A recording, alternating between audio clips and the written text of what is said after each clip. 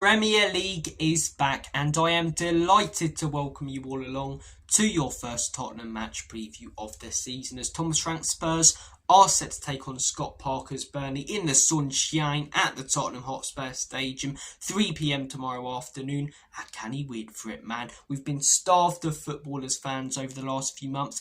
Now we've got a feast of it, baby. Now we have a feast of it. So without further ado, enough faffing about, enough mucking about. Let's get cracking with this knacking. And let's look at our most recent games against our opposition this Saturday. Burnley, our most recent one was the 2-1 win before they went down the season previous to last. Mickey van der Ven scoring a big goal, which probably secured us a place in the Europa League that season that we went on to win last season. So looking back, it's a bigger goal than it felt at the time. They made it tough for us in that game, but we did get over the line. The game before that, one of my favourite games under Ange Postecoglou, the 5-2 Heung-min Son, who has now left the club.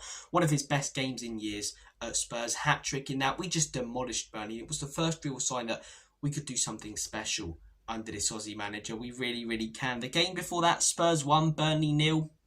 See, they were relegated the season before that, and Vincent Kompany was the manager before that. Sean Dyche was sacked. They had someone else in charge. I can't remember, interim manager at the back end of the season. And this was a big, big game. I remember it because Arsenal were playing Newcastle on the Monday night after. We were playing Burnley on the Sunday. And after we just beaten them 3-0, we needed to win to put pressure on them on Monday night. And we did. And if we hadn't won, maybe they got to St James's Park, pick up a win. They get top 4. I don't think it would have made much difference to what's happened the last few years. But at the time, it felt massive. It really, really did. And that was a big win. Harry Kane penalty. The game before that, Sean Dyche's Burnley stinking the gaff out. Brexit ball.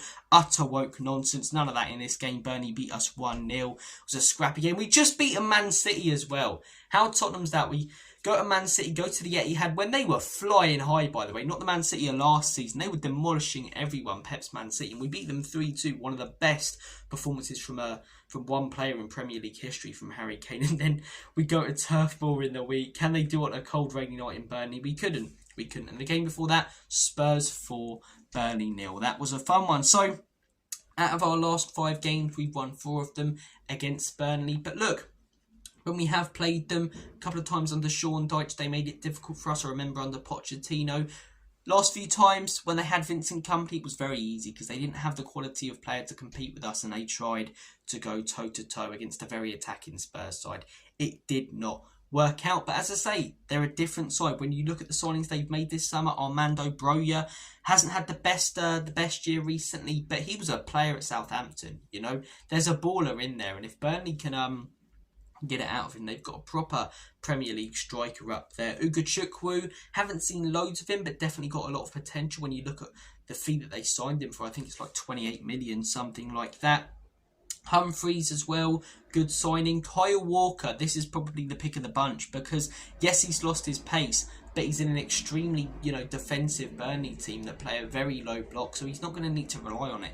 And one-on-one, I back him against a lot of wingers in the Premier League, so look, they've signed a few good players, Dubravka as well in goal, but they have lost some. CJ Egan Riley, one of their players of the season last year in the Championship. Brownhill being fantastic for them for a few years now. He was the best player when they had Vincent Kompany. And James Trafford, probably the biggest one, You look at their defensive record last season, how many great saves did he make? But they've still got good players there naturally. Hannibal Mejbri, great midfielder. A lot of players going to go through him this season. I'm looking at Estevez. We were linked with him. And we were linked with him for a reason, right? Because he's an unbelievable defender. I don't care what league it is, right?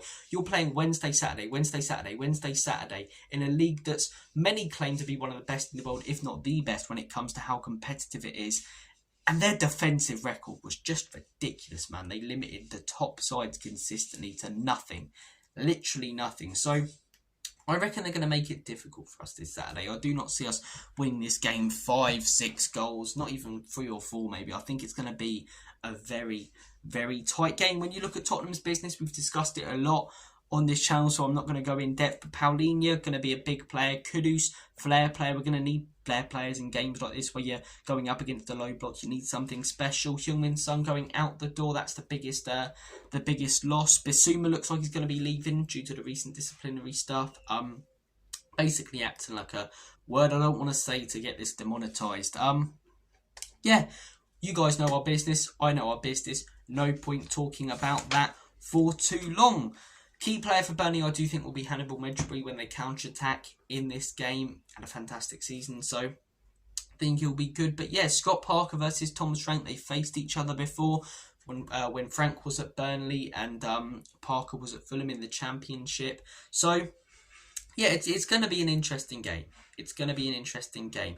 Burnley, I expect to set up very similar to how they did in the Championship. Whether that's a back four or back five, I'm not sure. But they're going to be sat in. They're going to be very deep. They're going to be disciplined, organised. And we're going to need to break them down. Very, very different, obviously, to how we need to set up at PSG. And when you look at Thomas Frank's Brentford, right, when were they at their best? When teams came at them. They struggled a lot to break down the teams at the bottom of the table. They were one of those sides that would get results against the top teams because they come at them and they could counter-attack. But when they had to break down a low block, they really struggled. That was a big problem we had under Ange Postecoglou. And I wouldn't be surprised if for a while it's a problem under Thomas Frank, considering we've got a lot of the same players and the same issues were there for this manager at his previous club. So I do think we will struggle in this game, but I do think we have flair players, and I think those flair players could make a massive difference. We won't have Savio in the door by then, even if we do sign him, but someone like Kudus, I think, will be man of the match in this game. I think we're going to need to rely on someone like him. And against PSG, we were playing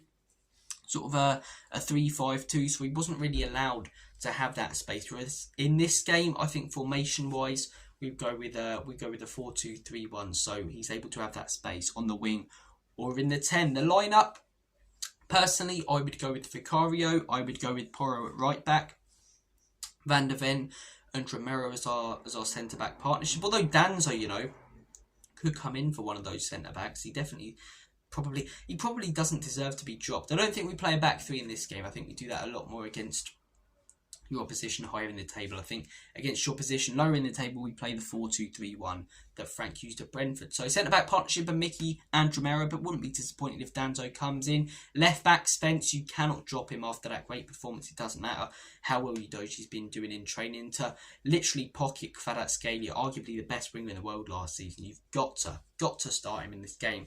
I would go with a double pivot in midfield of Paulinho and Papi Matsar. I think they both performed brilliantly. On the wings, you're going to want that pace against a team like Burnley, so I would go with Brennan Johnson and probably Wilson Odobert, because we don't really have that 10, do we? Or actually, no, I'd go with Bergvall in the 10. I would go with Mohamed Kudus on the right, and I would go with Johnson on the left. What I think Frank will go with is Bentancur, Kudus and maybe Odobert. And up top, does he go with Solanke or Richie? You know what? Solanke's still coming back from an injury. Richie kind of earned his place. And if we're going to be whipping in a lot of crosses, going from set pieces, Richie's probably more dangerous. He's not bigger or taller than Solanke, but he's got a better set piece record. So that would be my lineup. Score prediction. I reckon the first half will be very frustrating. They'll make themselves tough to break down. Fans might start to get a little bit annoyed. Few boos, I'll be there in the stand, so see how I react. But I do think we will eventually break them down. I think the quality, even though we don't have loads of it, will tell. I don't think Matisse Tell will score. Obviously, all the racist abuse he's been receiving has been absolutely disgusting. Horrible stuff to see. In terms of the squad, though, and the team, I don't want him anywhere near it for this first game of the squad. No, I mean the team. I want him in the squad. Ban him from the squad. No, I'm not saying that. I'm saying in the team, I don't think he's good enough to start or be involved in this game. But I do think the quality will tell towards the end of the game. And I'm saying 1-0 Spurs, scrappy game, banger from Mohamed Kudus makes his mark in Lily White. That's my score prediction. Would love to hear yours. Getting your predicted lineup. Talk about the previous results that I did at the beginning of the game. How you think Spurs will get on this season. Please do check out my Premier League predictions as well if you want to find out where I put us. Take care of yourselves. All the best. And as always and forever, come on, you Spurs.